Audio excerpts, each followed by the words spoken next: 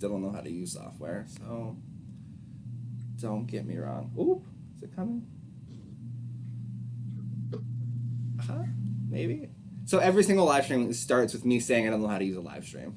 So we are live now, so that's perfect. So we are going to, well, to Anne Boleyn, and I always forget the words that come after the words Anne Boleyn. So welcome to Anne Boleyn, witch, bitch, temptress, feminist. And today we assembled a wide variety of Annes to portray each scene so that we can give personality to this historical figure.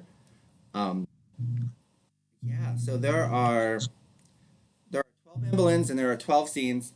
So we are going to start each scene. Anne would read their scene through, and then we're going to keep going. And at the end, we'll have a discussion based on all of that stuff. And I just double checked that I wasn't muted again because I was like, maybe I muted myself, but I didn't, which is great. So without further ado, we're going to get started today. And the first scene we're going to read is called Women. Take it away, Brittany. Guilty. Adultery, incest, and conspiracy against the king. It isn't my fault. My mother was a whore also. I'm not saying that I slept around Henry's back, but that never stopped him from sharing a bed with my mother and my sister. I guess he just wanted the entire family. It certainly became a family affair.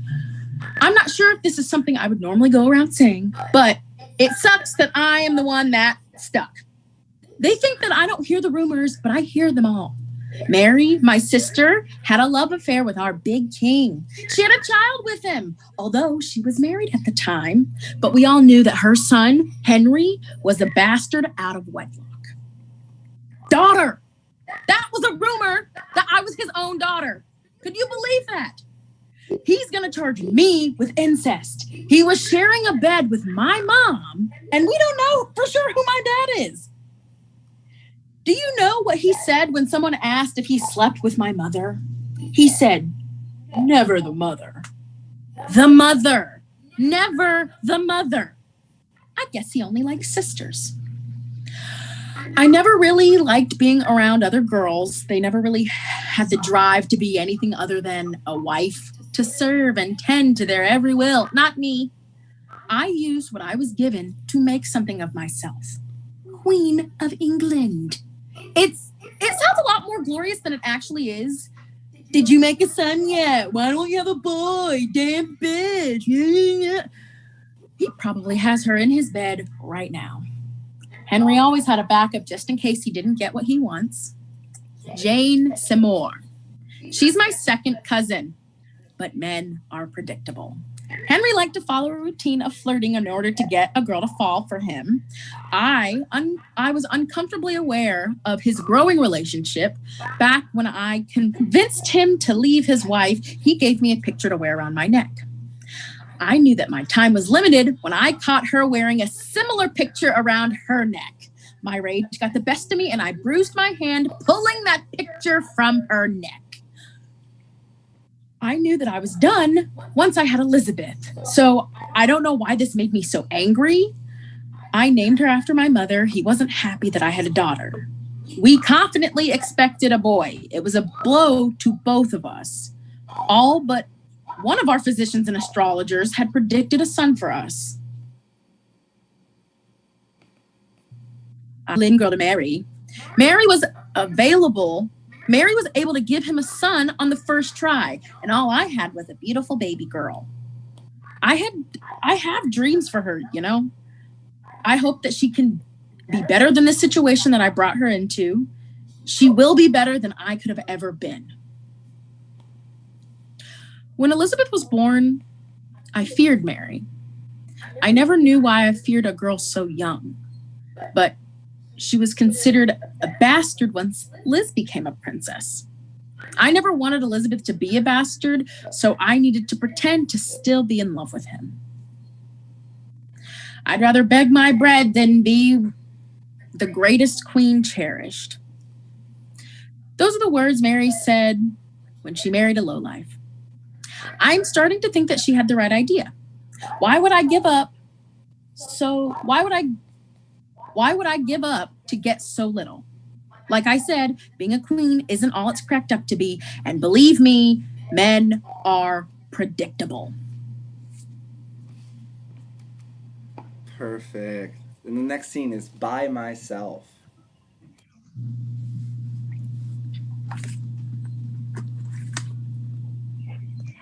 A lot of people were surprised when Henry ended his marriage with Catherine to be with me, and I can't say I blame them. I'm nothing more than the daughter of a lowly knight. I wasn't good enough for the son of the Earl of Northumberland. How could I possibly be good enough for the King of England? Lord Henry Percy was next in line to inherit his father's estate in Northumberland. We met a few times in court when I first arrived in England. He was a page for Cardinal Wolsey, and I was a lady-in-waiting for Queen Catherine. I had a lot of admirers when I was at court.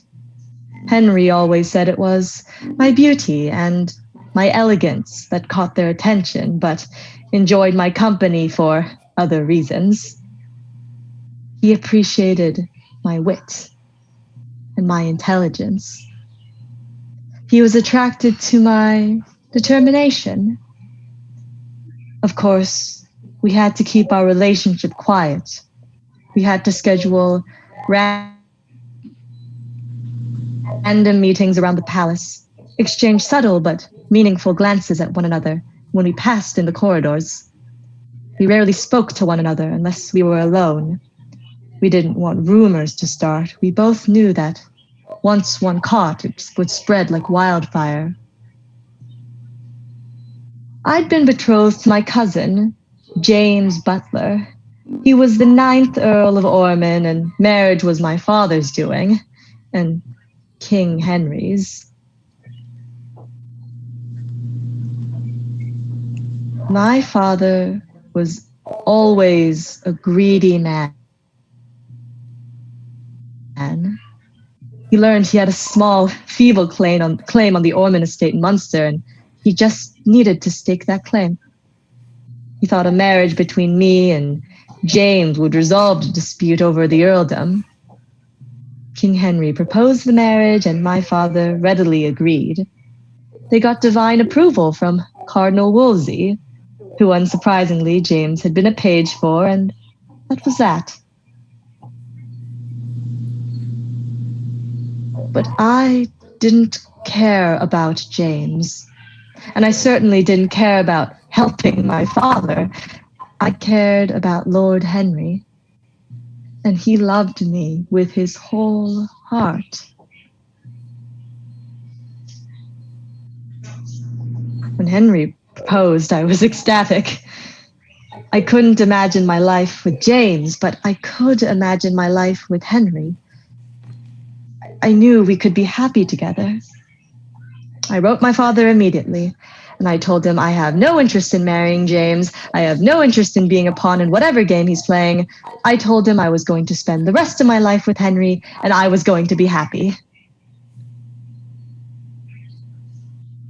I should have known writing to my father was a mistake. My marriage to James had already been blessed by the 3 most powerful men in my life: my father, the King of England, and a man of God.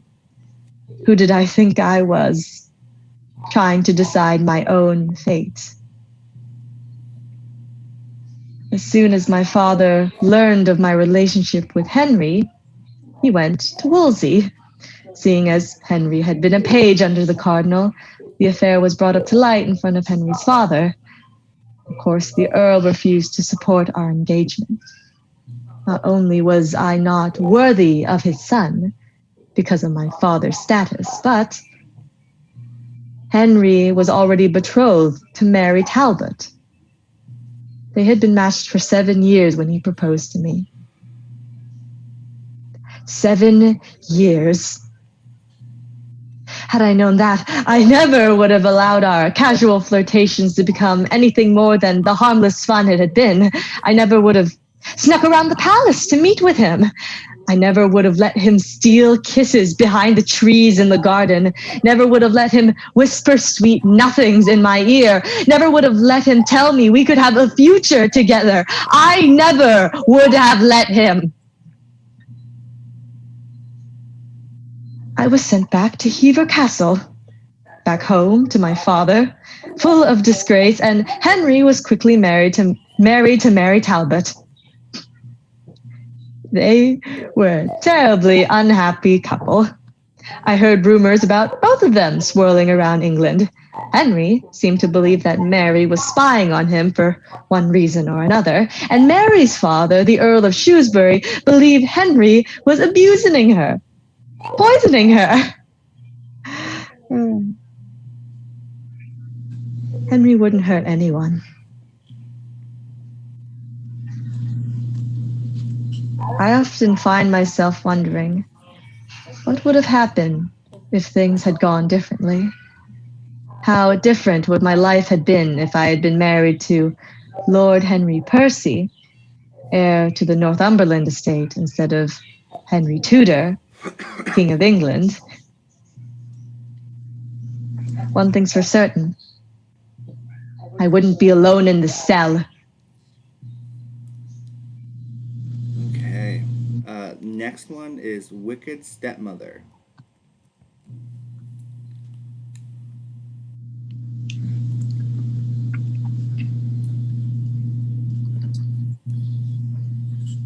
Of course, I would end up in this cell. Henry always throws away the things he doesn't want. Just like that bastard Mary. She was never going to be anything, so I wasn't even sure she was going to be something anyway. She took after her mother. She was her mother's greatest partisan when it came to the great matter. She wouldn't accept that her parents' marriage had been annulled by the English Church. The Catholics were always standing in the way. Her father was the head of the English Church, but to Mary, the Pope was the only one who could make that decision. That seems like treason to me. Why isn't that bastard in here with me? She is openly thinking against her father, the King of England. Instead of getting thrown into the tower, she just gets exiled from court and separated from her mother. She called me a witch at that point. She was actually convinced that I had bewitched her father. Henry used to call her the Pearl of the Kingdom. He would carry her around on his shoulder, but now he could care less if she exists. I guess that is what he does with women anyway. It's better for her to learn now. The Pearl fell once she became known as Henry's greatest enemy. We even told the ambassadors that she might be trying to incite a rebellion against him, yet she gets to live off in the world as I am locked in this cage. Henry might hate women, but he sets double standards. I did try once or twice to reconcile with her, though, make some sort of peace. I sent her a message once that offered to help her get back into good graces with her father. The only thing I asked in return was to be acknowledged as queen. Her response had puzzled me. I know of no queen in England but my mother. But if Lady Pembroke wished to assist her in reuniting with her father, she would be grateful. She called me Lady Pembroke. I am the queen! She frustrated me. I tried kindness and patience, but that didn't work. Even Henry was outraged. He expected his daughter to be obedient. We were once in the chapel of Eltham at the same time. One of her ladies informed me that Mary had vowed to me. I had thought that maybe she had come to her senses. I sent her an apologetic note. I had hoped that it could be the beginning of a friendly relationship. The little bitch said that my note couldn't be from the Queen because it wasn't from her mother. She even corrected me by saying that it was from Lady Pembroke and that she didn't bow to me. I knew one way to break her stiff-necked Spanish pride. Henry had ordered her to go serve as maid to Elizabeth. I sent instructions to Lady Shelton, Mary's governess, to box Mary's ears as the cursed bastard she was if she had disobeyed. I remember what I wrote. Mrs. Shelton, my pleasure is that you do not further move the Lady Mary to be towards the King's grace otherwise than it pleases her. What I have done has been more for charity than for anything the King or I care what road she takes, or whether she will change her purpose. For if I had a son, as I hope shortly, I know what will happen to her. And therefore, considering the word of God, to do good to one's enemy, I wish to warn her beforehand, because I have daily experienced that the King's wisdom is such as not to esteem her repentance of her rudeness and unnatural obstinacy when she has no choice. By the law of God and of the King, she ought to clearly acknowledge her error and evil conscience if her blind affection had not so blinded her eyes that she will see nothing but what pleases herself. Mrs. Shelton, I beg you not to think to do me any pleasure by turning her from any of her willful courses, because she could not do me good or evil. And do your duty according to her, and do your duty about her according to the King's command, as I am assured you do. Okay. Next scene, bewitching.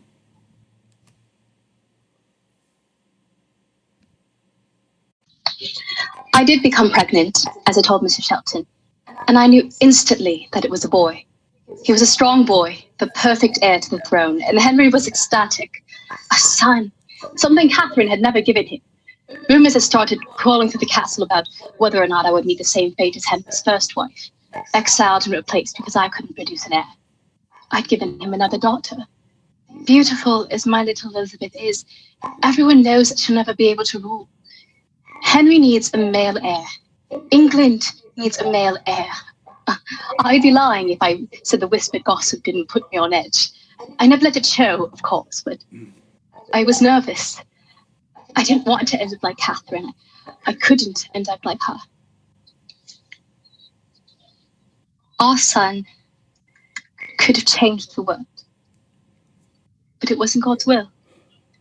I shall never be able to forget the look of anger and utter disappointment on Henry's face when I told him I'd lost our child. Our son. I had failed him, just as Catherine had. It didn't take long before the more rumors started. Sure, things were quiet at first. Even the servants in the castle had the decency to allow Henry and I the time and privacy to mourn our loss. But too soon I heard the whispers. The Queen is a witch. A witch! Can you believe it? A witch! I don't know who started the rumor, probably whatever whore Henry chose to bed while I recovered. But everyone started talking, spreading the hearsay from one station to another. They started saying that I bewitched Henry with my charm and my beauty, that I seduced him and lured him away from Catherine. Because why else would he have ended a 14-year marriage with her to be with someone like me? They're trying to use my son to vilify me. They're trying to say that he was deformed, another attempt to label me a witch. They concocted a great number of ridiculous ailments that afflicted my baby. A twisted spine, missing limb. The limb in question varies depending on who's telling the tale, or an eye so swollen that he never would have been able to open it. Curled limbs, swollen skull. The list seems endless. The rumors are still moving through the castle. But my ladies know the truth. I know the truth. We know that he was perfect. He was perfect. Even some of the ambassadors and lords from other kingdoms think me some wicked seductress. I overheard Chapuis saying I had charmed and bewitched Henry. I've heard them say that Henry made a grave mistake when he married beneath his station. They call a marriage rash, impulsive, irrational, sinful. Don't they understand that Henry spent 7 years fighting for my affections, lusting after me? It wasn't an impulsive decision. It was well thought out and meticulously planned. I understand that. Admitting that doesn't alleviate the allegations against me. If anything, it gives them more to use against me. There's no denying or hiding the fact that I came from a family far below Henry's station. People talked about my intentions when it came to marrying the King of England. They immediately made assumptions about what I was going to do once I was at court and what I wanted from Henry. My intelligence and education only further drove them to believe that I'd spent those 7 years plotting Henry's downfall. Maybe they think I spent those 7 years bewitching him. I remember Cardinal Wolsey's failure to get the annulment for Henry. I think his words are what have stayed with Henry all this time. The decree that our marriage was rash, sinful, disgraceful. Cardinal Wolsey spent so much of his life by Henry's side, whispering in Henry's ear like Satan, luring Adam and Eve to eat the forbidden fruit. With Wolsey constantly degrading Henry in our marriage, it was no surprise that he blamed me for the wedge that was driven between the Church of England and Rome. If he'd never been bewitched by the likes of me, he never would have been excommunicated. They're accusing me of planning to poison Henry. I've heard of wives poisoning their husbands for one reason or another, and I've heard those women labeled as witches. The men are beginning to grasp at straws because they need to put their minds at ease. And they will do anything, and do say anything, to do just that. Anything that makes them feel the slightest bit better about the choices their king made. They can't accept the reality. Henry spent 7 years lusting after me and fighting for my affections. But the King of England cannot be foolish. He cannot be frivolous. They have to call me a witch because they do not believe that Henry could have been wrong. And the King of England cannot be wrong. Okay. Okay, next scene is Am I Pretty? Am I pretty? The world is already colored by the controversy surrounding my relationship with the king. Who is going to say something bad about me in front of the king? I am surely not ugly, though. Would the king love me if I was not pleasing to the eyes? I am surely more than a political pawn. I have been described many ways during court. One man said that I was rather tall, with black hair, with an oval face of sallow complexion, as if troubled with jaundice, a projecting tooth under my upper lip, and on my left hand a 6th finger. I guess I was handsome to look at.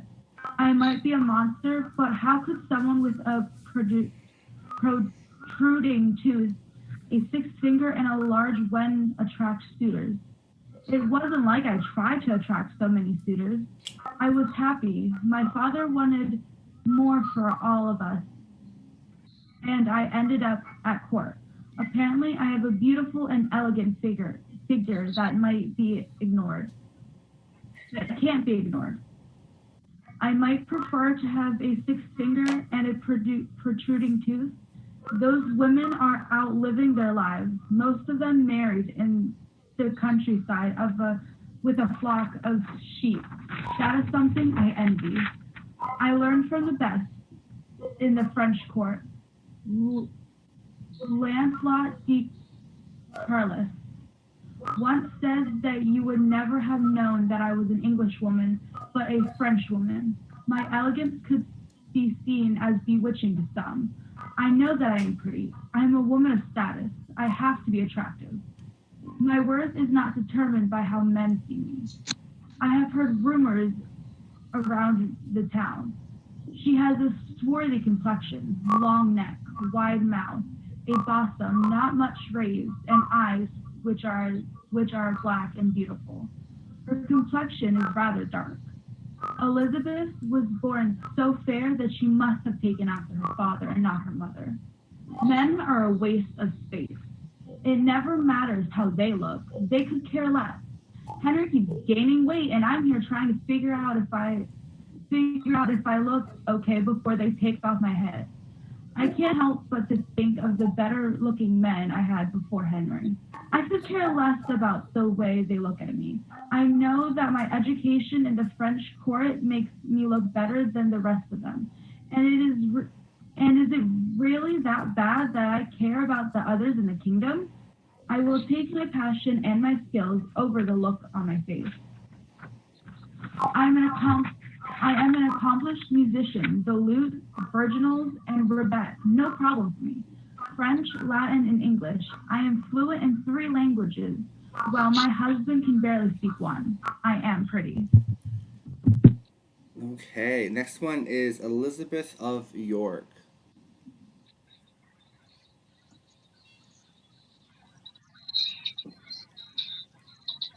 I think you're muted still.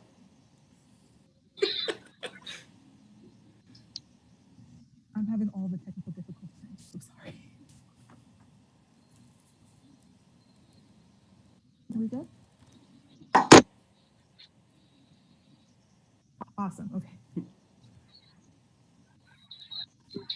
Elizabeth of York was a woman to be reckoned with, but not in the same way that people say I am a woman to be reckoned with, or the way that Catherine was.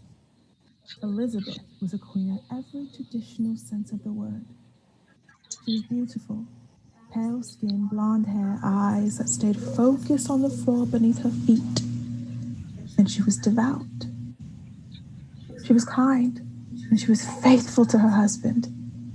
And more than that, Elizabeth was fertile. She gave her husband 8 children, and 4 of them were boys. Can you imagine having that glory? Elizabeth succeeded in giving her husband what so many women fail to do. No one can really blame Henry for wanting to be married to a woman who could do the same. He deserves to have someone who will succeed him when he inevitably passes. Henry has been a loving father to both Mary and Elizabeth, but it became more and more evident that he was becoming anxious and fearful that he wouldn't have an heir to the throne. From the moment Henry announced his marriage to me, I was told I should be more like Catherine, more like Elizabeth. They both knew how to stay quiet, how to keep themselves in line, hidden, rarely heard, but always seen. They both knew they were better off following their husbands' leads, agreeing with them in public, even if they disagreed with them behind closed doors. Elizabeth came to the throne as a symbol of peace and unity after years of war and battle. She didn't have a choice.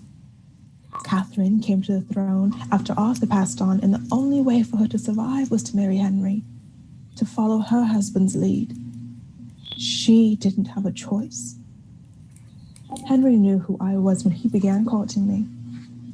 We'd written to one another frequently, and he knew I was opinionated. He knew I was unafraid to be myself and speak my mind when the opportunity arose. Henry knew that I was nothing like Catherine, nothing like Elizabeth. And yet, still he loved me. Still he lusted after me. He pined for me. He was eager for my love and my affection. Even after we were married, Henry struggled to keep his hands off me. He was lustful and hungry for that affection.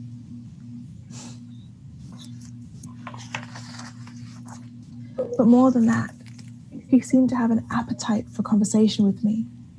He would come to me with questions and concerns about the policies he wanted to implement to better England. He wanted my opinion, and he would allow me to banter with him and indulge him with my opinion. I don't think he ever did that for Catherine. I don't think he cared what she thought. Or maybe it's that Catherine didn't care enough about Henry or England to voice her opinion.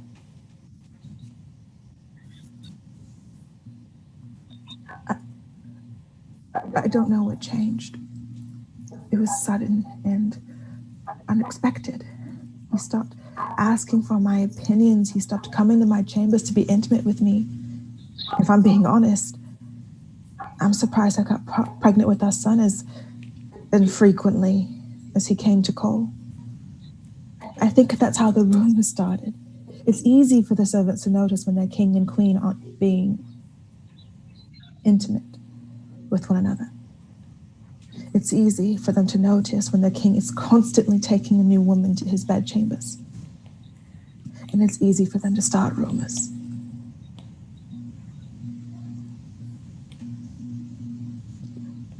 I thought once I got pregnant, things would go back to normal.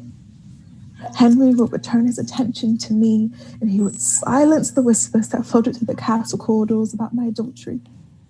As our son grew within me, I was certain his love for me would return. I was certain he would return to me for advice and comfort. I was sure.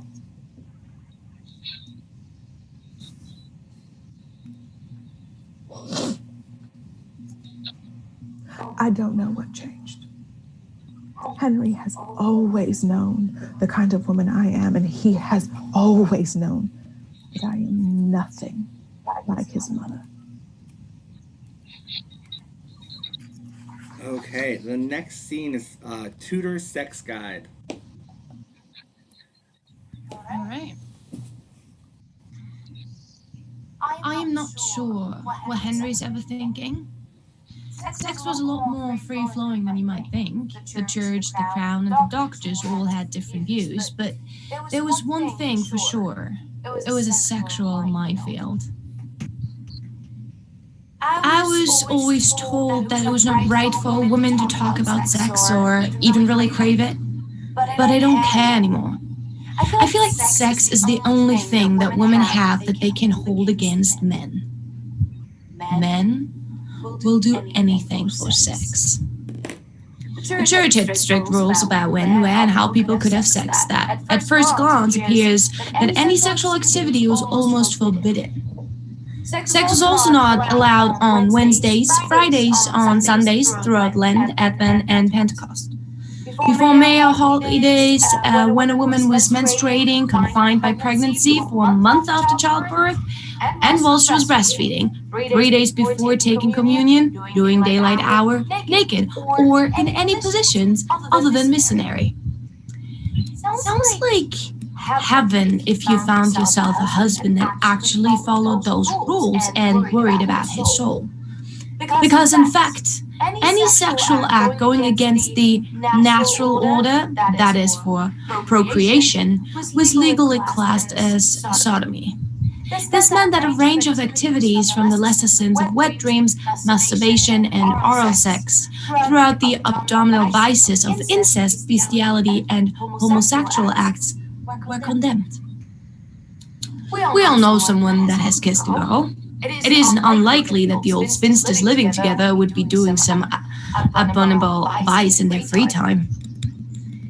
We also are all aware of the only have sex within marriage rule. The only sexual activity permitted by the church was payment of your marriage debt.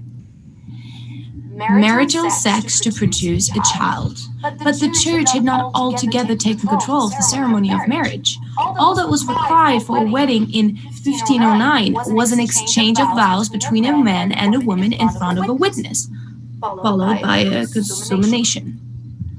I heard about this one woman from a few of the girls in my court. She got married by Beverly Gate and Hall while milking a cow. This rather nebulous arrangement sometimes led to unions later being rejected by one or the other party, transforming legitimate payment of the marriage debt into illicit fornication. I guess if you look at that classification, I didn't really do much wrong in this scenario. Well, at least I wasn't milking a cow. For kings and queens, reproduction was seen not only a moral duty, but also as a dynastic imperative. Henry knew how fragile this situation could be. His mother had 8 children. The last one killed her in childbirth, but only 3 were alive still in 1509. Henry was the sole surviving son. It was essential for the survival of the Tudor line that he produce a child, ideally a boy. The medical world had an entirely different attitude towards sex. They followed the Greeks' influential writings, Hippocrates and Galen, and they believed that too little sex could be bad for your health and even endanger those around you.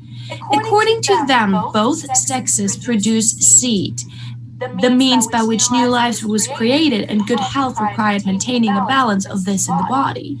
If a man didn't bend his seed, he could be driven to depraved acts of sexual transgression, incest, bestiality, and rape. On the continent, cities such as Florence licensed brothels specifically to prevent turning to homosexual acts to vent their seeds. For women, retention of seed could lead to convulsions, fainting spells, breathing difficulties, and even madness. Maybe I would have been better off in a brothel. Surprisingly, one of the sexual transgressions that the church winked at was prostitution. The 5th century theologian St. Augustine had argued that if a man was going to have sex for non-procreative reasons, it was better to do so with a prostitute who was already corrupted than with his wife. And everything that I just said, that's my favorite rule. Ignore all the rules. Give how different the doctors and the church could be. In reality, everyone around me enjoyed much more active sex lives than the structure might suggest. Court records reveal couples having sex on shop floors, in haystacks, in kitchens, back alleys, and up against walls. I guess everyone else around me is allowed to have sex out of wedlock. Whatever. Henry will never get what he wants anyway. Okay, next scene is the one I can't pronounce. Naughty Pike, I believe. Yeah, I said it right. Okay. My behavior was desirable only in a mistress and undesirable in a wife. People complained about my demeanor and my attitude.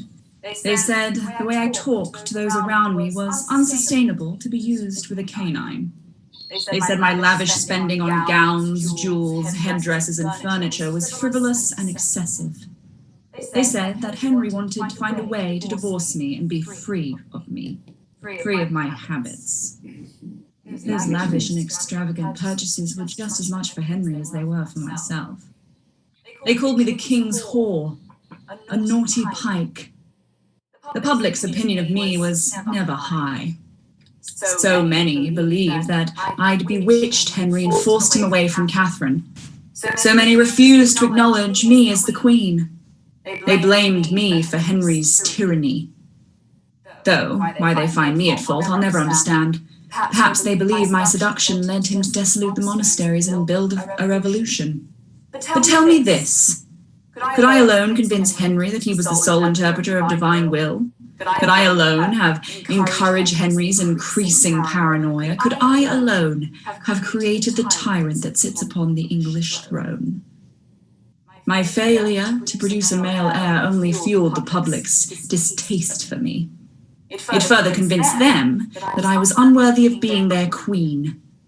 The more tyrannical Henry became, the more blame was placed on my shoulders. Somehow I became responsible for Henry's decision to execute Sir Thomas More and Bishop John Fisher. More was a man of many roles. He was a prominent philosopher, a writer, a lawyer, a logical man, and a man of God. He was a Catholic, and he was a humanist, and he was one of Henry's most trusted friends. He offered Henry a great deal of counsel during the early years of his reign, but it wasn't long that Henry found him guilty of treason. All because More refused to accept Henry's love for me. He refused to accept me as his queen.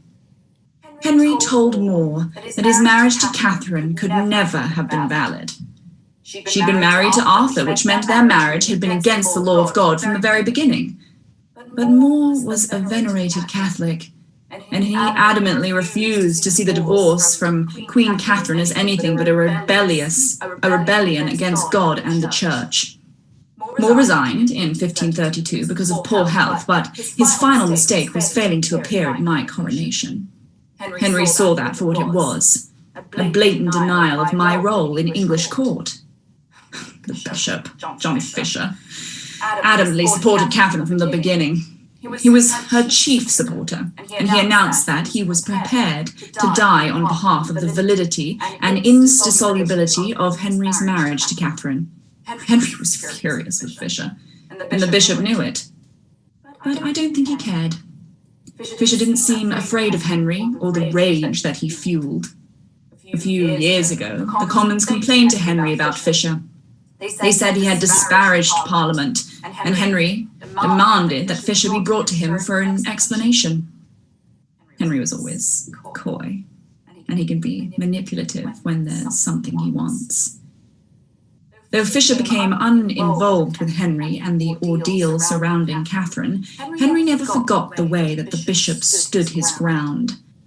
When Fisher came to offer his explanation to Henry, my husband graciously pardoned him. He left Fisher's fate in the hands of the Commons, and they decided it was inadequate.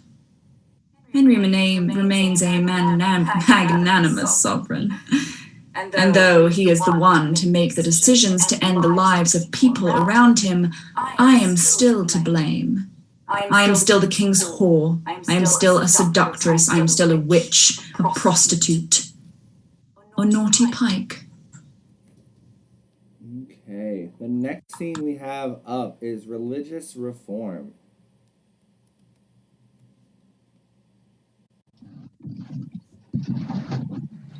After his years with the intelligent but conventional Catherine, Henry found me. I was young, and my life had been moulded by the competent women in the French court who weren't afraid to speak their minds on any subjects. I guess this hurt his ego, gave him a little intellectual and erotic challenge. The court was still very much a boys' club in which they thought the women were supposed to be submissive. I am no blusher, spontaneous and intense in an era where women are supposed to provide a pleasing backdrop to men's adventures. Anne never stayed in her place, which was exciting in a mistress, but a PR problem in a wife. Even if Henry's fascination with me had remained unwavering, my involvement with political and religious struggles would have been an annoyance to anyone, especially a monarch. I am not one just to flirt with power through the wills of women, but I am a player. I was an avid reader before all of this happened. I have read almost every radical religious work, both in France and England. My libraries are filled with books by female and French authors, and my biggest joy is sharing this knowledge with my daughter, Elizabeth. We are living in a time of religious anarchy. A clear divide between Protestants and Catholics is being drawn. I never understood why we should rely on the Pope and priests to translate the Word of God when we could read it for ourselves. I firmly believe that the Word of God is only found in the Bible, unmediated by clergy interpretation. But the issue we kept running into was access to a Bible available in our own language. The greatest gift Henry gave me was the creation of the Church of England. I was able to raise my cause with bishops and deans and even intervene on behalf of reformists imprisoned for their religious beliefs. The easiest person to convince was Henry. This was a divisive issue, and it was a man's job to get the results that Henry wanted. I risked all when I shewed Tyndale and fish to Henry. But initially paid off, he immediately saw they were on the sides of kings rather than Rome when it came to earthly authority. Henry agreed with me, which obviously made others upset. Their objections were just a potent mix of misogyny and anti-Protestant fervour. Much of the gossip that circulated around the court and eventually Europe came from those said to be anti-papal, was to be pro-devil. And that is where the witchcraft came in. My main problem was that the public was pro-Catherine, which in turn was pro-papal. They called me a whore, poisoner, corrupter. It was that group that mentioned that I bore the physical marks of the devil. The only devil I knew was Cromwell. We shared the same religious views, but he wasn't afraid to spread nasty rumours when it suited him. My reputation of being the bad girl really allowed men to come at me full force, and since I wouldn't stay in my proper place, I was fair game for sure. Okay. And next is the scene with the longest title, the Act for the Suppression of the Lesser Monasteries. Cromwell and I weren't always enemies. He was one of the strongest and most prominent supporters of the Reformation. He helped Henry get the annulment from Catherine when Henry failed to get the Pope's approval. He seemed like someone I could rely on, someone I could trust to help me get through to Henry. I never would have imagined that he'd become my greatest enemy. I never would have imagined that he would play a prominent role in my being here. Cromwell had a seat in Parliament, and he was easily one of Henry's favourites. He managed to weasel himself into legislation and play to Henry's favour. It didn't take long before Henry appointed Cromwell to the Privy Council, and he quickly took on the role of supervising Henry's legal affairs. He exuded confidence, and he exerted influence over those around him. Henry was blind to what Cromwell was capable of, blind to what he had planned for the Church of England. So was I. I should have seen what he was planning. Even though he seemed loyal and trusting, he was using his positions to chart an evangelical and reformist path for the Church. He wanted to create vicegerent and vicar general positions. He wanted power. I imagine Henry would have given Cromwell what he wanted if I hadn't stepped in. And it wasn't that I wanted to ruin Cromwell or take away his power. I just wanted Cromwell and Henry to understand that the financial gains of the kingdom should have been for the people of England. A few years ago, there was a new act proposed. The Act for the Suppression of the Lesser Monasteries. Henry planned to disband monasteries, priories, convents, and friaries along England, Wales, and Ireland. He wanted to dispose of the assets from those places so that he could increase the Crown's regular income. I have no doubt that he'll use the money to further support military campaigns. After all these years, Henry is still fueled by his need to conquer, and monastic properties would easily fund his army. And he has every right in England and Wales to be able to do something like that. Parliament passed the Act of Supremacy and foolishly named Henry Supreme Head of the Church of England. Allowing Henry that much control was imprudent. They were giving up more than they bargained for, and I'm not sure many of them realised it.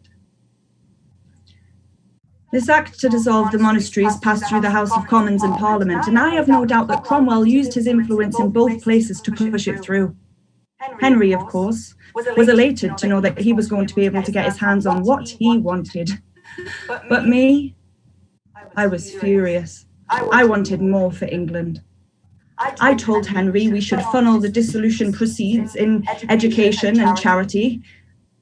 I thought we should do all that we could to provide for our people, but Henry wanted everything to be paid into his coffers, and Cromwell agreed. I didn't believe Henry could be so vain, arrogant, and greedy. I never imagined him capable of something like that. But he was adamant and I was furious.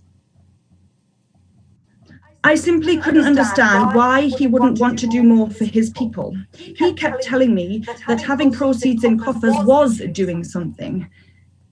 He reassured me that he'd still put money into education and charity. He said he wanted to aid England's people, to help our country flourish, and he'd make sure it happened. Perhaps I could have handled things a little differently, a little better. Perhaps I could have tried to talk to him, trying to make him really understand how best to use the funds. But part of me just knew he wouldn't listen. So I instructed the chaplains to preach against the vicegerent. It's a position that rivals the church. They had no reason to support Cromwell's plans. I encouraged the chaplains to persuade their congregations to fight against temptations of personal gain. They were willing to follow my instruction, though most of them were more discreet during their sermons. They didn't name anyone as being blasphemous, at least not in so many words, but John Skipp, he preached against Cromwell himself. He was supposed to persuade the courtiers, convince them that the right thing to do would be to change their advance to Henry. He was a little more extreme than the others, and I have no doubt that this will bring upon his downfall.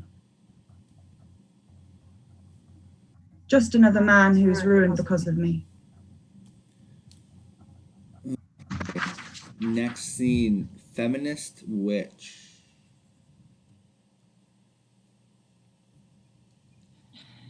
It can't be long now. I should be dead soon. Jane will be in his bed. It can't be that difficult to understand. I was never cut out for marriage. I always had my own way of thinking. Maybe that's why he called me a witch, or even a bitch. They always told me that it was going to get me into trouble, thinking for myself. You know, unapologetic in my own ideas and not conforming to the thoughts of what a wife and queen should be. I guess being the rebellious queen is actually what did it. The public didn't like me. Every time I would fight for someone, Henry would have to deal with a furious public backlash. I wasn't that obedient. I barely listened to anything anyone said. I was my own person. Having that agency really pissed off the men in the court. I think it all started when Henry made me Marquess of Pembroke. He made it up to get my attention. He literally declared it by his own word. Catherine of Aragon was the biggest threat to my happiness. And as much as I knew the public were in love with the Catholic queen, they called me a witch and a heretic who was using King Henry as a mere puppet for my own blasphemous plans. I hadn't a surviving son, so it was only a matter of time until Cromwell managed to get me for high treason. I wholeheartedly acknowledged my jealousy each time it showed its nasty teeth.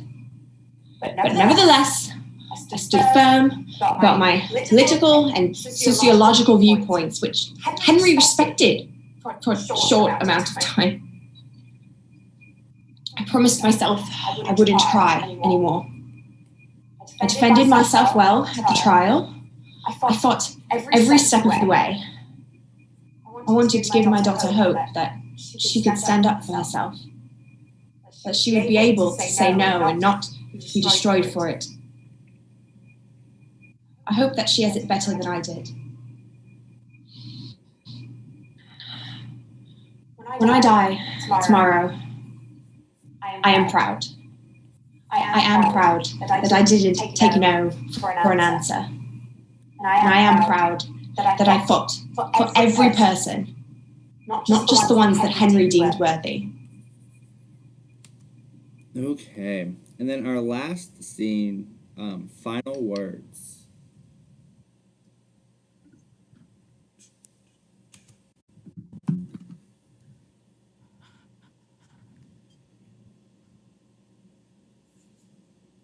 Only a few more hours. My ladies have been sent away, and I heard that they'll be sending someone to escort me out to the gallows.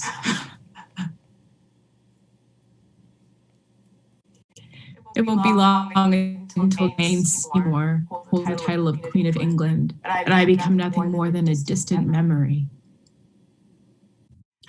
I helped Henry rule England for 3 years, and in a few short hours I'll be...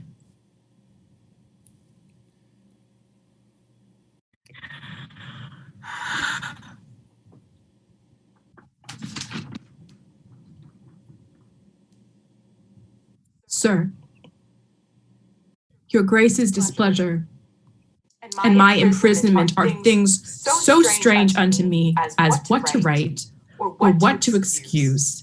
I am altogether ignorant.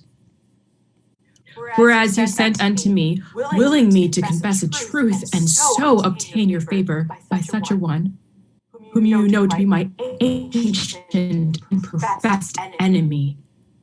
I no sooner received the message by him than I rightly conceived your meaning. And if, as you say, confessing truth indeed will procure my safety, I shall, with all willingness and duty, perform your command. Henry wants nothing more than for me to publicly admit that I am an adulteress. 6 men have been accused of violating me and conspiring against Henry. 6! And Henry had the audacity to send my uncle to arrest me, knowing full well that I have never seen him as anything but an enemy, for accusations that are nothing more than poison dripped into Henry's ear. No doubt Cromwell has something to do with the start of this.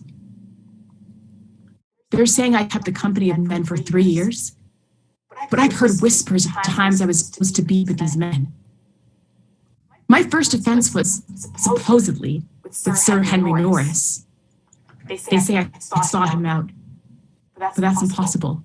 I was still confined to my chambers in Greenwich, recovering from the delivery of my little Elizabeth. How could I have been seeking the attention of another man when I couldn't even seek the attention of my husband?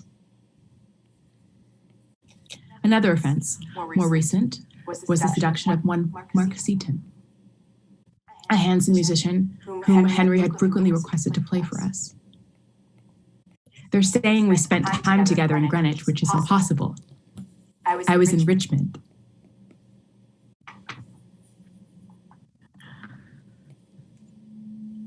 But let not your Grace ever imagine that your poor wife will ever be brought to acknowledge a fault, or not so much as thought proceeded thereof. And to speak a truth, never prince had wife more loyal in all duty and in all affection than you have found in Anne Boleyn. You have chosen me from a low estate to be your queen and companion, far beyond my desert or desire. If then you found me worthy of such honor, good your Grace, let not any light fancy or bad counsel of mine enemies withdraw your princely favor from me. Neither let that stain, that unworthy stain of a disloyal heart toward your good Grace, ever cast so foul a blot on your most dutiful and the infant princess, your daughter.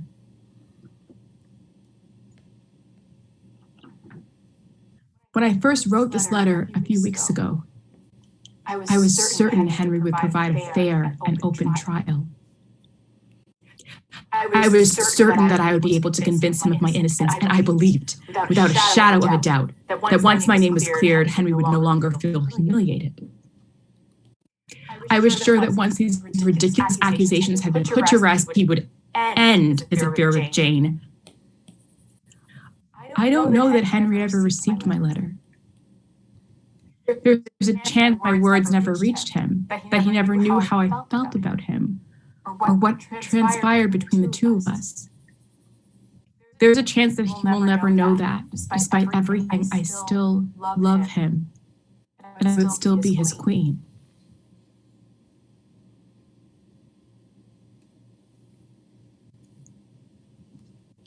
Honestly, I'm not certain this letter would have changed Henry's mind.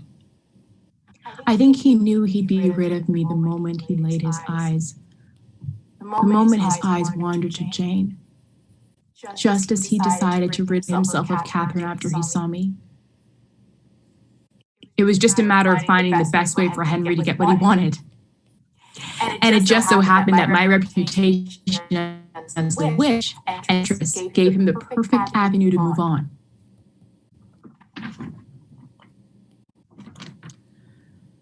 But if you have already determined of me that only my death, but an infamous slander must bring you the enjoying of your desired happiness, that I desire of God, that he will pardon your great sin therein, and likewise mine enemies, the instruments thereof, that he will not call you to a strict account for your unprincely and cruel usage of me, as his general judgment seat, where both of you and myself must shortly appear, and in whose judgment I doubt not, whatsoever the world may think of me, mine innocence shall be openly known and sufficiently cleared. My last and only request shall be that myself only bear the burden of your grace's displeasure, and that it may not touch the innocent souls of those poor gentlemen who, as I understand, are likewise in strait imprisonment for my sake. If ever I have found favor in your sight, if ever the name Anne Boleyn hath been pleasing to your ears, then let me obtain this request. And I will so leave to trouble your grace any further, with mine earnest prayers to the Trinity to have your grace in his good keeping, and to direct you in all your actions.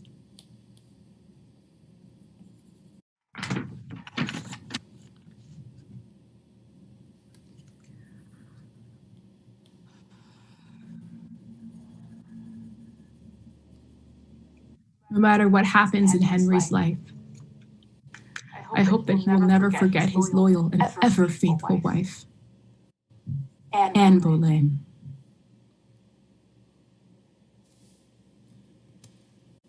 Okay. That's the end. You guys read. Okay, so at the end of readings, we usually do like a 30-ish minute conversation about what's working, what's not working, your favorite parts or least favorite parts, questions you may have, all that fun stuff. So yeah, whoever has something to say. Do you want us to raise our hands while you go? No, you can just talk. We're adults. Okay. Well, you know, hardly, but there we go. Me. But anyway, yeah. What I liked about like every scene that it was actually backed up by historical knowledge, that it wasn't just like you want to portray her in a kind of way. And I know that because I did a lot of. I was obsessed with like English history growing up, and especially like for my scene when you like even like you send Augustine, and we also just had him in college, so I thought it was really interesting because it gives it a realness that is really hard usually to create for a character that has been dead for so many decades. So yeah. Yeah, I really liked the letters used too. Like, were those real in some of the scenes that she read? Yeah, I liked that a lot, and I liked how you kind of wove it in with like the narrative. I think that really worked well, and it helped it feel more historical, but also like it made her feel like a real person. Yeah, Sara, wherever she went in my squares, Sara is Sara's a dramaturg by like study. So a lot of the research for this. Like I found all these articles and I was like, here, Sarah, read this and tell me if there's anything important. And so Sarah read them all. But if you've ever done research, which most of you have done research on Anne Boleyn at some point, you know there's 100 rumors and like barely any confirmed accounts about anything that happens. So Sarah and I spent a lot of time weeding through the rumors to see what we could back up with like even like a shred of fact.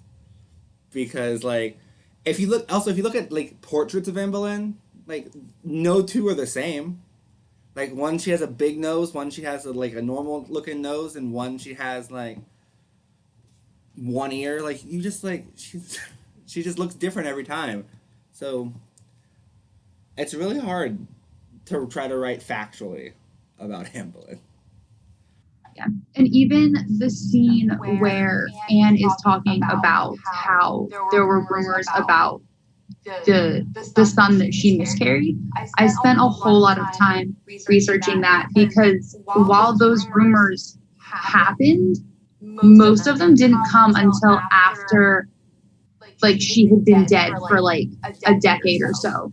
So to weave it into the script, I was like, okay, what's the best way to make it sound like these are things that she's heard, even though she may not have actually heard them. So including the fact that she says like her ladies in waiting, like they know the truth about what the child looked like, was to me when writing that scene the biggest thing, because that was what, you know, we have the records of, you know, her ladies in waiting, you know, saying, no, it was a perfectly fine baby, but we have all of these other rumors about how deformed the baby was when it was born. I just wanted to say, I think the order that you put it in, it's really great, because it kind of shows all the different sort of stages of her life and the emotions from the highs to the lows right at the end. And I think, you know, that really comes across well, so that you've got a complete story from start to finish. So for me, I thought that kind of order of scene just really worked well. I'm glad you said that, because that's what I was worried about. I was like, did these make sense in the order they're in? Do they flow well? So I'm really glad to hear that.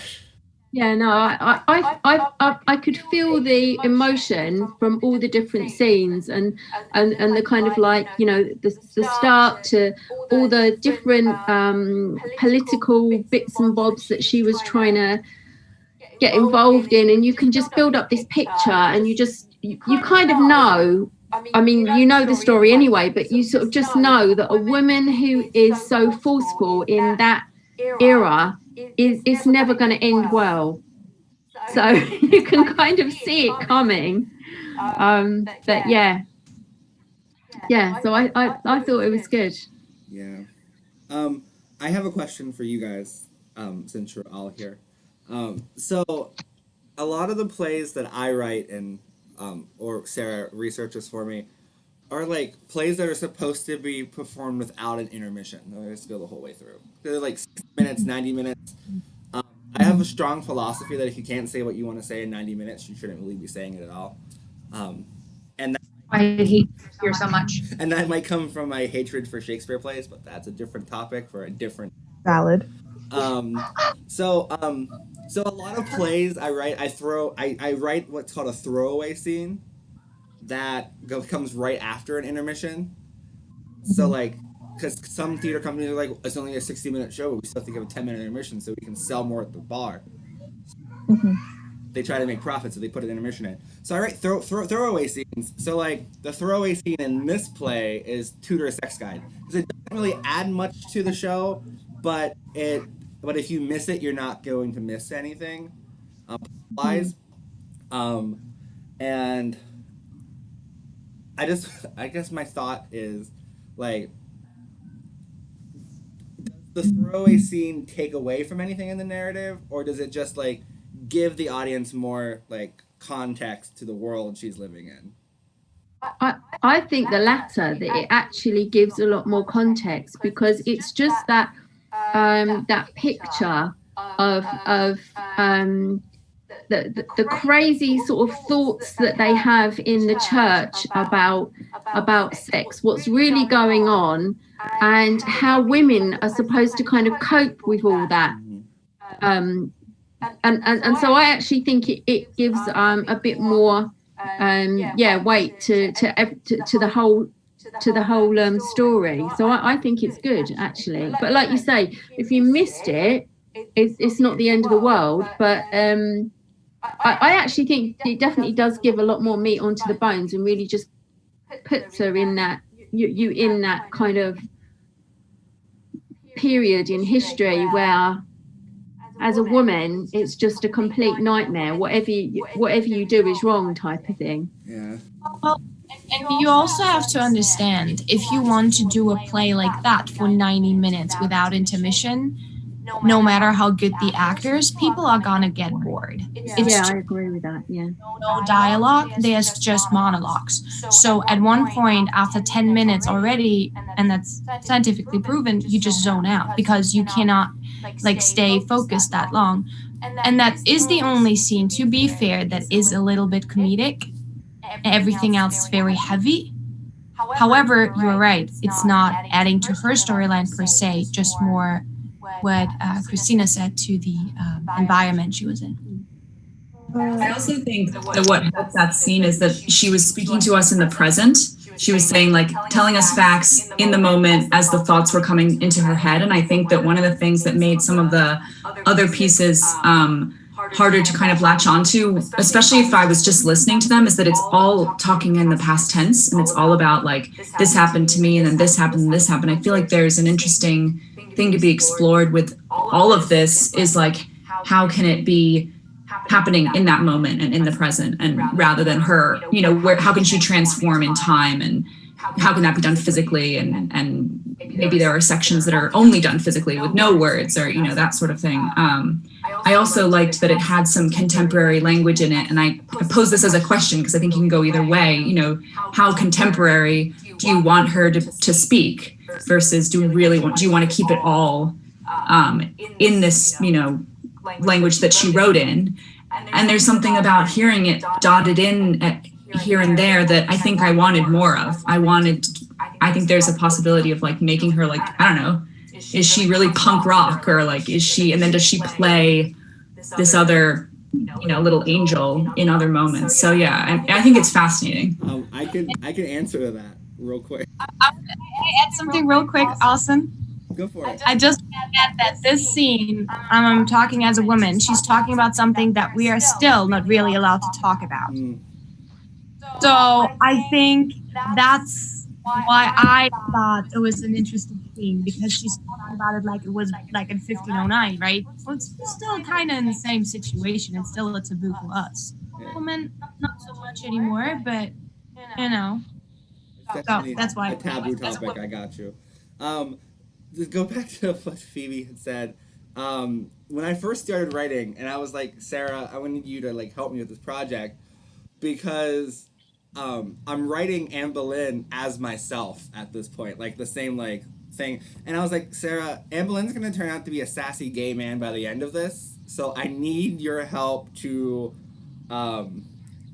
just bring history into it, which I think is exactly what Phoebe said.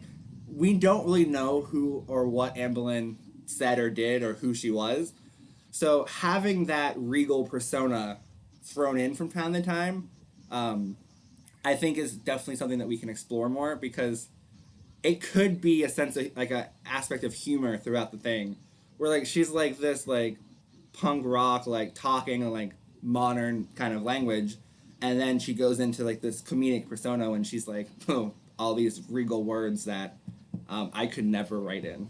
So yeah, I actually had another friend when we were first, when we got the first couple of scenes out, and she was reading over it, and she kind of looked at me, and she looked back at my computer, and she goes, it's very evident who wrote which scenes, because Austen's scenes are very much the same, and they're very much the way that Austen is, whereas mine are very much the same, but in a completely different way. And I was like, oh, is that a bad thing? Like, does that take away from it? I don't know. Because I also have never written a play before. So this was the first time that I'd actually like dipped my toes into writing a play. So I was like, I don't know what I'm supposed to be doing. I feel like whomever you work with as you go down, it's like similarly to how I would work on Shakespeare sometimes. It's like have them decode it, figure out what it really all means, and then listen to someone say it to you in their own words and use as much of that sounds great. But I think the dynamic nature that you're sort of pointing to is interesting to me. And yeah. And I kind of responded to it, well, two things. First, knowing that there is a person with an actual British accent in the chat. I'm so sorry for my Americanized butchering. I'm so sorry. God. And secondly, I really responded to, there's a sort of savageness, and I mean savage as in savage, and also like savageness to her when she's really getting into like how devastated she is about her series of events that she like, and you guys kind of wrote it in where she takes a step back and she collects herself and she's like, by the way, all of this is bullshit and everything sucks. I mean, I'm sad, but like everything sucks also. It's not my fault. Those are my so scenes.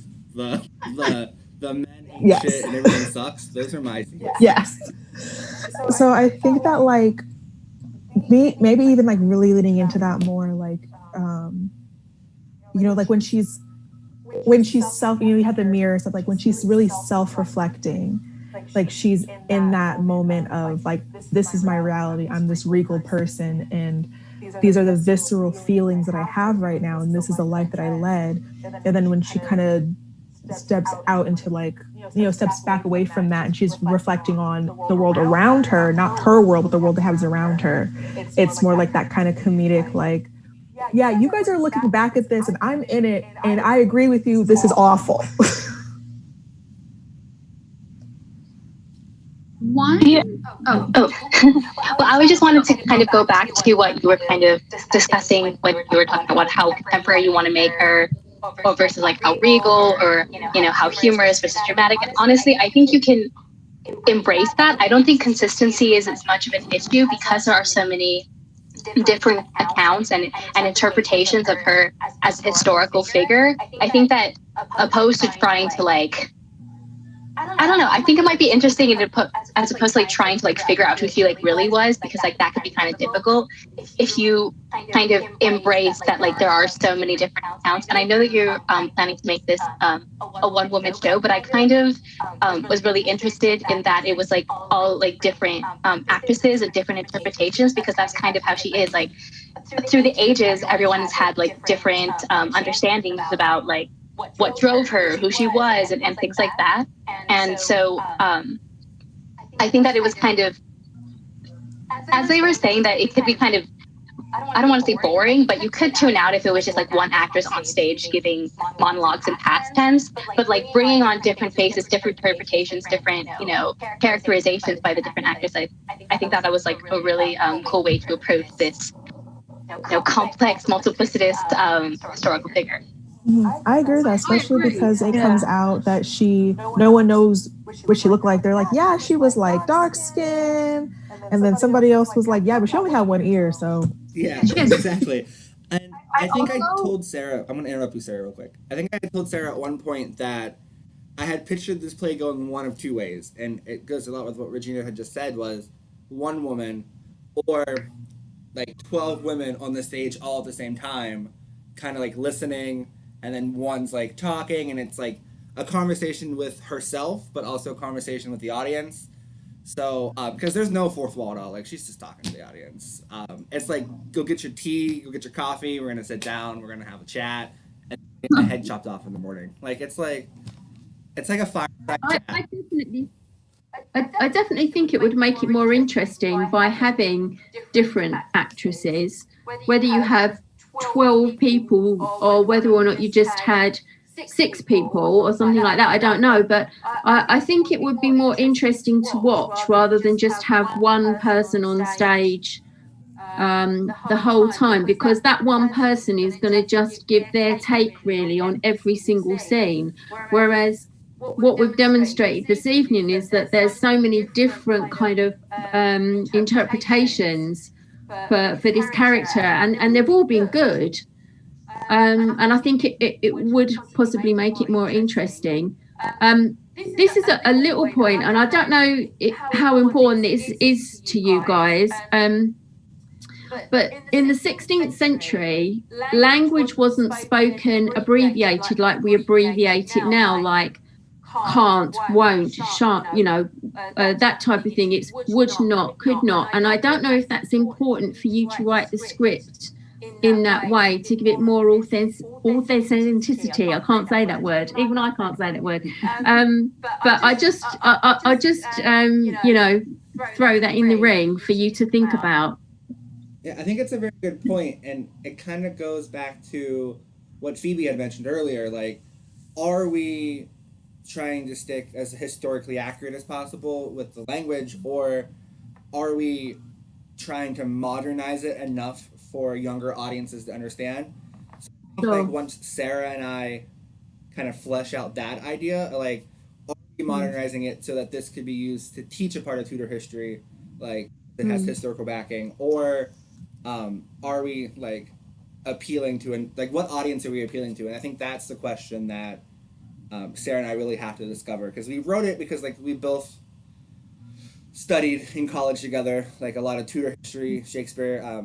Sara and I went to college together for like 5 years, like, studied all the same things, and so it's like, what audience are we trying to reel in with?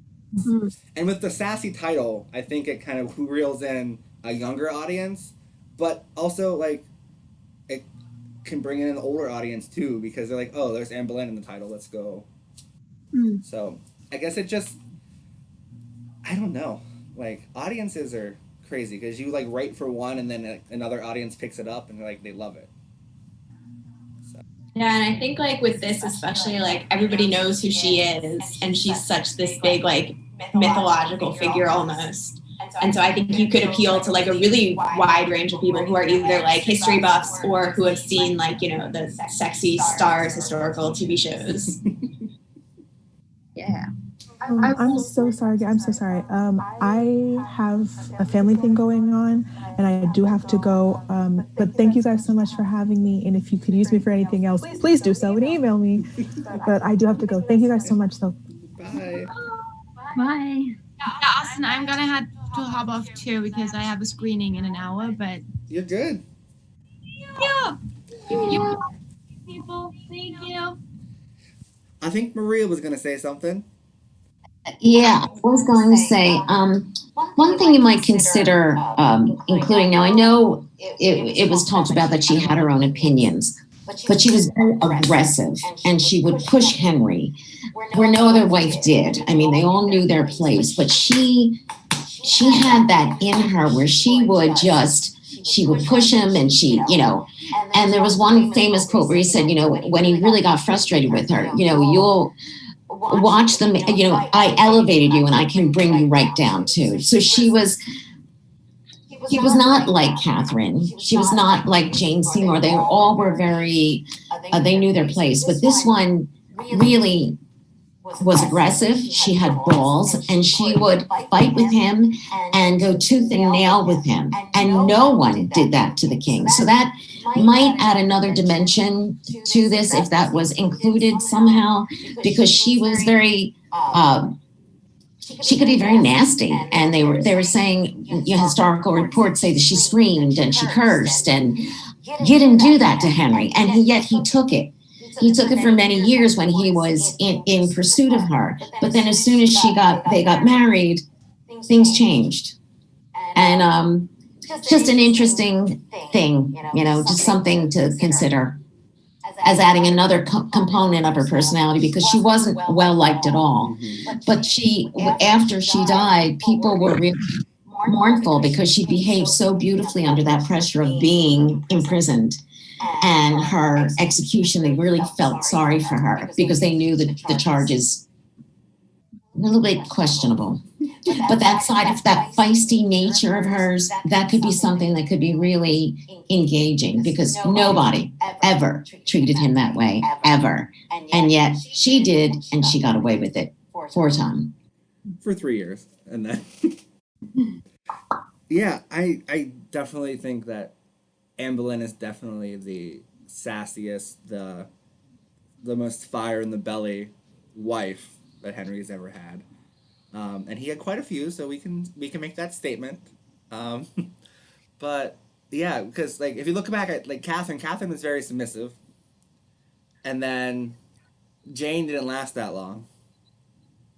Before she died in childbirth, so like she didn't last that long, and then we go to his next divorce, that didn't last that long. So like a lot of the marriages that come after Anne don't last that long. Like he sees oh gosh, Anne Cleves, he's like, oh, she's ugly, let's get rid of her. And then Catherine Howard, he's like, oh, she's sleeping around too, let's cut off her head. And then Catherine, not Catherine, what's her name? Catherine Parr. Catherine Parr. Yeah, there's a lot of Catherines in this list. Catherine Parr, like, she only survived because Henry died. Like, so, like, Anne is definitely the sassiest of the 6. And I do think that, like, that could come out more. Because she's also young. Naive. I don't think she's actually naive. That's a lie. Young. She was very sophisticated in the, she was raised in the French court. So she had a whole lot of, she wasn't entirely virtuous when she married Henry. And she had, historical accounts say she wasn't that beautiful, but she had something about her, some kind of allure. The 6th finger, but the way she dressed, it's another thing. She was a trendsetter in fashion. Everybody wanted to emulate. It's just the way she wore clothes. She had the long sleeves to hide that 6th finger. She was truly, she was really more a modern day woman in so many respects. She really was. And that big bee necklace all the time. Yeah. The big Boleyn necklace all the time. There's something very Carrie Bradshaw about her, especially in something like Tudor Sex Guide. Yeah. Yeah, and I feel like also Tudor Sex Guide was the funnest scene to write. I just want to let you guys know. I drew a blank and I was like, I don't know what to write about. And then I sent it to Sara and she was like, how am I supposed to go after that? How am I supposed to follow up? How am I supposed to write a scene after that? Like what is that? I did have a question that kind of ties in with this, but not really, because it goes back to this being a monologue thing. So, as a fiction writer, this is where Austin and I are different. He's very dialogue heavy, which is why plays are his thing. I am very much a surroundings setting writer. I like to write descriptions. So I was writing one of the scenes. I think it's the one where, I think it's like the second one, where Anna's talking about Henry Percy. And I was wondering, because this is supposed to be Anne in the Tower of London talking about all of these things that are happening, opposed to just having her standing there, or even just having, the 12 women standing there, would it be possible, do you think it would work, to have Anne standing off to one side, like have the stage split in half, Anne standing off to one side, talking about all of this, and then having actors on the other side kind of playing out what's happening? So like in that scene where Anne's talking about, how she would sneak off to meet Lord Percy and like all of these other things, having actors doing that. So like they're running down the corridors of the castle, like slipping behind like a curtain or something so they can steal a kiss with one another. And then like each of the scenes would have not necessarily dialogue between the characters, but they would be acting out what Anne's talking about. I think that would work very well for that scene. There's something a little bit, nobody knows exactly what happened, and it's sort of very gossip magazine about that scene, if we're going to use, I guess, a modern explanation. But there's something very, this is my perspective, this is how I saw it, and you may think, oh, what about Henry Percy? What about what everyone else was thinking? But seeing it from like sort of a clouded. Were you thinking maybe sort of a miming, or not really a miming, but like a tableau sort of idea for that? Yeah, I think it would work very well just because we are seeing it from her admittedly slightly biased perspective, and it would give that audience that cue that, oh, this is her version of events. Yeah, I think that would work really well. Interesting. Yeah, I think talking all the time. Yeah. Yeah, I think that could be some. There could be some really cool staging with that, like with like lighting, and I do think that could add to like the sort of, like changing as like she grew up, like, you know how like we all have like different chapters of our lives, like, you know, if you could be like referring to like a different Anne, but like, you know, it's still her, and there's something almost like a movie about that, like a flashback type of thing that I could be like, that I think could be really cool. And I think it all ties into like a showing versus telling type of thing. If someone doesn't respond well to, you know, someone just being like, this happened, maybe seeing it might be more of an emotion. It adds texture. Yeah. I would caution you about making your speaker so passive. Oh yeah. Oh, bye. Sorry. Did you want to say? Sorry, I'm going to have to go as well. Thanks, everyone. It's been really great to hook up with you all and meet you all. And if you need me for anything else, just let me know. Okay. Thank you. Bye. Yeah, I just would caution you against, like, if I think you're sort of thinking along the right lines, but I would keep that I would keep the speaker, the person who's following through this whole story, as part of that. I would make them physically active and physically. I think the biggest thing that can really help bring this alive is just how can you make the language active and happening in the moment. I think right now it's a little bit passive and a little bit like she's in one place and we're in one place the whole time. But I think that one individual with maybe additional support cast can transport through time and jump time, and like, you know, it doesn't have to, you don't even have to, I don't think the audience necessarily needs to always keep up. I think like you can rattle them around a little bit with it. Yeah, I think trying to activate this individual when they're talking will be helpful. And whether that's talking while someone is like kissing down their neck and they're looking at the audience and like talking, or like, you know, I think it's like, how can you make this a visual, whole physical experience rather than what it is right now, which is like very much language based and auditory. Yeah. Very good, very good. Does anyone have any other questions, comments, concerns before I do the closing spiel? Okay, so thank you guys all for coming. The next 2 events in our virtual season that are coming up next month in October 17th, we have an online masterclass. It's the 3rd one in the series. This one is focusing on commanding the stage through acting. Showing, not telling with your body. And that is going to be taught by James Tolbert.